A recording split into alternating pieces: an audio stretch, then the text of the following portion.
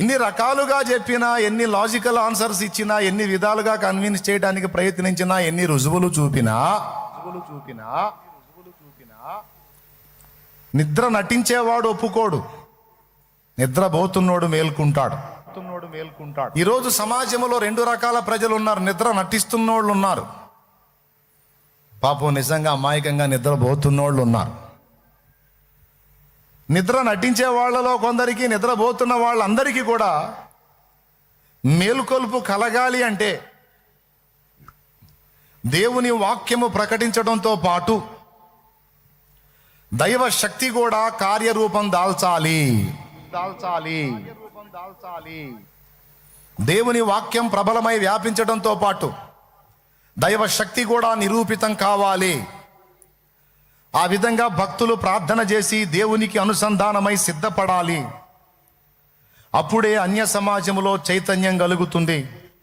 ప్రభువుని గూర్చిన మాట తర్కబద్ధమైనటువంటి వాదనలతో గాక ఒరిజినల్గా దైవ శక్తితోనూ దైవ వాక్కుతోనూ సంధించబడి అప్పుడు సమాజాలు మార్పు చెందుతాయి, ప్రభావితం అవుతాయి అనడానికి ఇశ్రాయేలు సర్వ సమాజాన్ని ఒకే ఒక్క దినమందు బయలుదేవత వైపు నుండి జీవము గల దేవుడైన యెహోవా వైపుకు తిప్పిన ఏలియా ఆయన చేసినటువంటి ఈ కార్యమే ఒక ప్రబల సాక్ష్యము.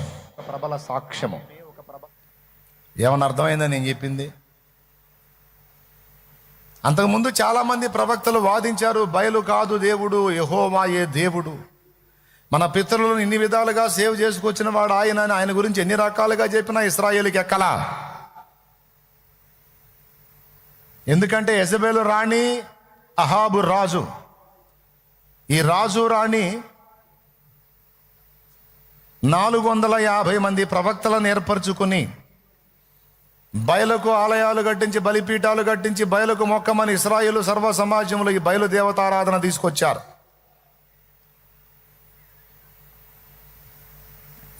యెహోవా ప్రవక్తల్ని పట్టుకొని చంపటం, బలిపీఠాలు పడగొట్టడం.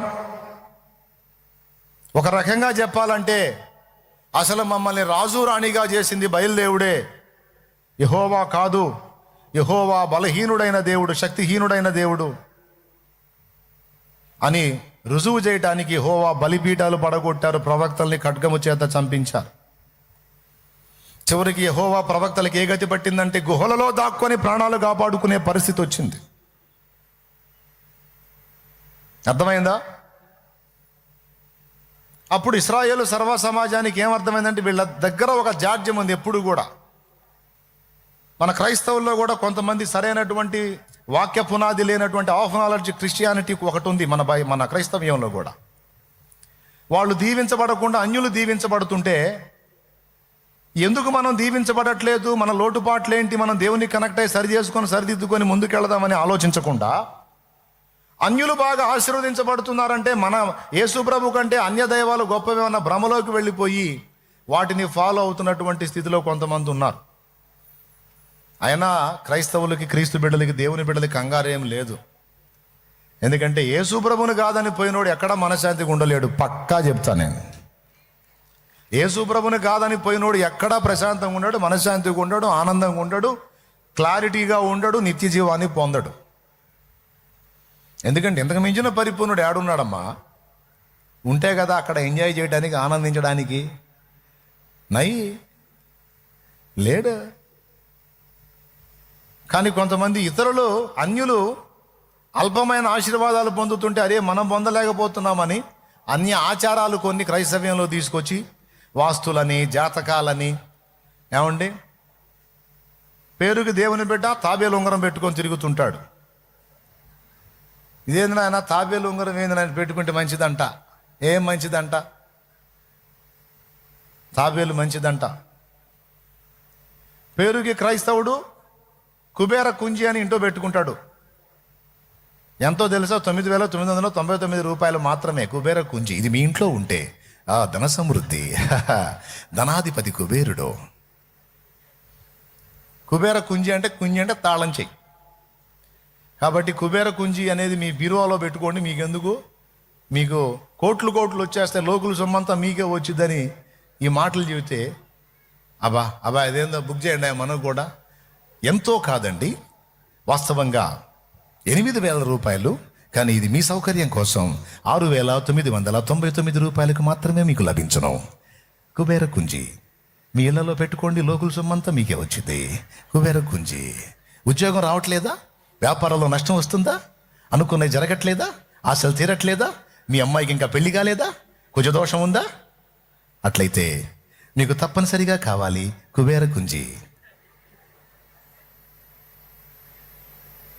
అండ్ ఎవడవుతాడు దిక్కుమల్లుడు. నేను ఒకప్పుడు మా అబ్బాయికి ఉద్యోగం రాక, మా అమ్మాయికి పెళ్లి కాక చాలా సమస్యల్లో ఉన్నప్పుడు ఇట్లా మా ఫ్రెండ్ ద్వారా కుబేర కుంజి గురించి తెలుసుకొని దాన్ని కూడా నేను ఆర్డర్ చేసుకొని తెచ్చుకొని బీరువాలో పెట్టాను. పెట్టిన మరుసటి రోజే అమ్మాయికి సంబంధం వచ్చింది. రెండో రోజే అబ్బాయికి ఉద్యోగం వచ్చింది. నిజంగా కుబేర కుంజి వల్ల నేను ఎంతో ఆశీర్వదించబడ్డాను. మీరు కూడా ఇప్పుడే ఆర్డర్ చేసుకోవచ్చు కదా. కుబేరుని యొక్క ఆశీర్వాదాలు మీకు ఉంటాయని వెంటనే అట్లా ఆ విధమైనటువంటి ప్రచారం. అబ్బాయి మనకు కూడా ఒకటి బుక్ చేయండి రా. ఎవరు? అన్యులు కాదు. అలాగే ఇప్పుడు అక్కడ మీకు వేసాడు చూడండి, యేసు ప్రభు యంత్రం. చూడు, యేసు ప్రభు యంత్రం గడప కొట్టాలన్నమాట. వాకిలి కొట్టి రోజు దండం పెట్టుకుంటుండాల. చూడు ఎట్లాంటివి కల్పించారో చూడండి. మేము అన్యులుగా ఉన్నప్పుడు ఈ యంత్రాలకు మా ఇంట్లో కొదువే లేదు.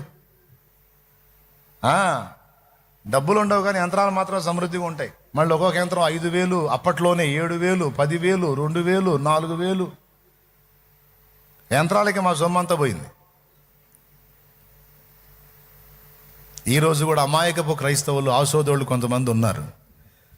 పట్టుకున్నోడు జీవం గల దేవుడు, నిజమైన దేవుడు, ఎలా మానవులను రక్షించడానికి ప్రాణత్యాగం చేసి తిరిగి లేచిన దేవుడు, సమస్తం మీద అధికారం కలిగిన సర్వాధికారి అయిన దేవుడు, ఆయన పాదాలు పట్టుకొని పాపాలు ఒప్పుకొని మారు మనసు పొంది బతుకులు దిద్దుకుంటే ఖచ్చితంగా ఆశీర్వదించి ఆశీర్వాదానికి వారసులుగా కారణంగా చేస్తాడని ఎరుగక, నమ్మక, నేను ఇందాక చెప్పిన వాటన్నిటిని కూడా అనుసరించి వాళ్ళు ఫాలో అవుతున్నటువంటి పరిస్థితులు, వాళ్ళని అనుసరిస్తున్న అన్యుల ఆచారాలను ఫాలో అవుతున్నటువంటి పరిస్థితులు.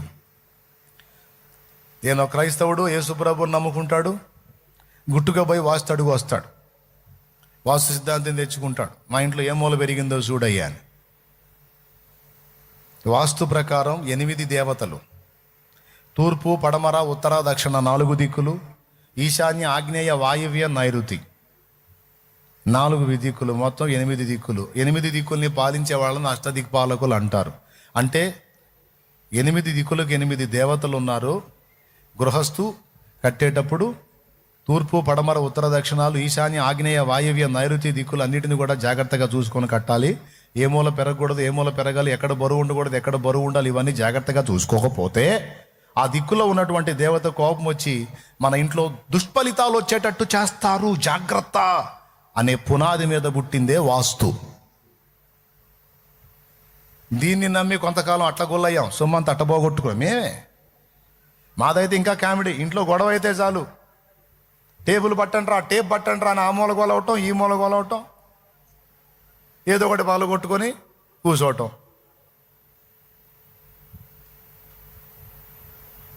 ఏందని అటు చూస్తారు. శుభ్రంగా అసలు ఇల్లే లేకుండా పోయిందిలే. సాక్ష్యం వినండి, నా సాక్ష్యం. అందుకని వాస్తు వట్టి భ్రమ, అది మానవ కపోల కల్పితం, అది వాస్తవం కాదు అనడానికి నిరూపణగా శాంతినగర్లో నేనున్న నివాసంలో పడమర పల్లం పెట్టి, తూర్పు మెరకబెట్టి ఇల్లు కట్టా. వాయువ్యం ఓపెన్ చేసి ఈశాన్యం మూతేసి కట్టా. అదే ఇంట్లో 12 సంవత్సరాలు ఉన్నా. యేసు నామములో ఆశీర్వదించబడ్డా. ఈశాన్యం మూతయొచ్చా? ఏవచ్చా? తలకాయ అడ్డం కూపుతున్నారు. మీరు ఒప్పుకుంటున్నారు వేయకూడదని? ఎవడు చెప్పాడు వేయకూడదని? ఏంగా నోరు మంచిదైతే ఊరు మంచిది, హృదయం దేవుని ఎదుట సరైనదైతే దయ్యాల కొంపలో నువ్వున్నా నీ కోసం అది దేవాలయంగా మారింది. మారుస్తాడు దేవుడు, నీతో ఉంటాడు. దేవుడు నీతో ఉంటే నువ్వు ఎక్కడుంటే అక్కడే దేవాలయం. అట్లా కాకుండా హృదయంలో విశ్వాసం లేకుండా దరిద్రపు బుద్ధి పెట్టుకొని, లోబితనం పెట్టుకొని, చెడిపోయిన జీవిత విధానం కలిగి నువ్వు ఎన్ని మూల పగలగొట్టినా, ఎంతమంది సిద్ధాంతం తెచ్చినా దరిద్రానికి బ్రాండ్ అంబాసిడర్ లాగే ఉంటావు తమ్ముడు. అట్లనే ఉంటావు చెల్లెమ్మ.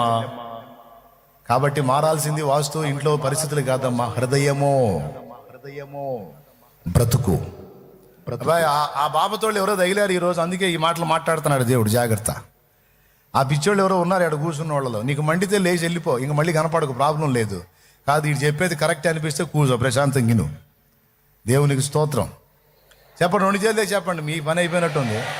చెప్పండి, గట్టిగా చెప్పండి. అది ఇప్పుడు మా ఇల్లు, ఇప్పుడు నేను నివాసం ఉండే ఇల్లు చూడు, ఈశాన్య మూలలో మయ్య సమాధి పెట్టా. ఈశాన్యంలో ఏముంటుందో చూడు మా ఇంటికి.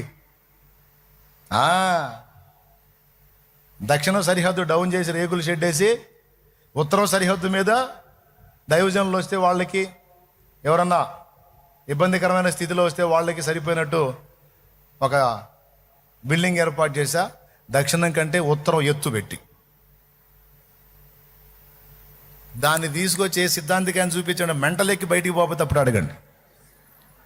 దేవునికి స్తోత్రం కలుగును. ఏమి కొంపరా ఇదని, కానీ అదే కొంపలో దేవుడు నాకు తోడై ఉన్నాడు.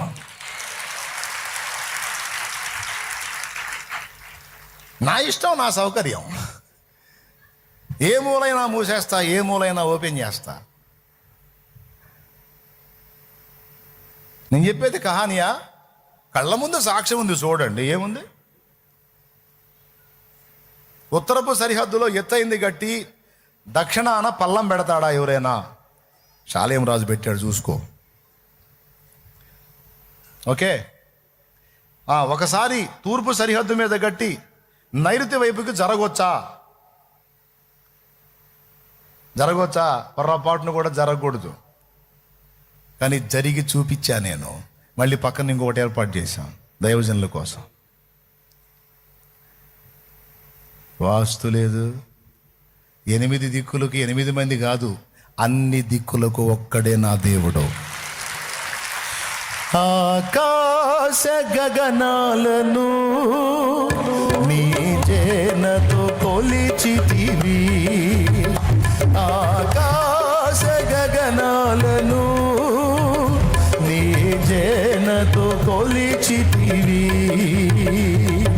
శూన్యములో ఈ భూమిని, శూన్యములో ఈ భూమిని వేలాడదీసిన నా యేసయ్యా, వేలాడదీసిన నా యేసయ్యా, నీకే వందనం, నీకే వందనం, నీకే వందనం, నీకే వందనం.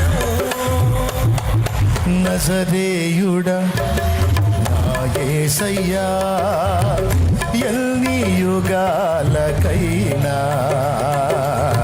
ఆరాధ్య దైవము నీవేనని గణమెత్తి నీకే చాటే. రోషం ఉండదు, రోషం ఉండొద్దు. తెలుసు అసలు యేసుప్రభు గురించి నీకు? ఆనాడు ఇశ్రాయేలీలకు కూడా తెలియచావదు యెహోవా గురించి సరిగా. యెహోవా గురించి వాళ్ళకి తెలియదు. యేసుప్రభు బిడ్డలం క్రైస్తవులోని బిల్డప్పే కానీ మనకు తెలియదు.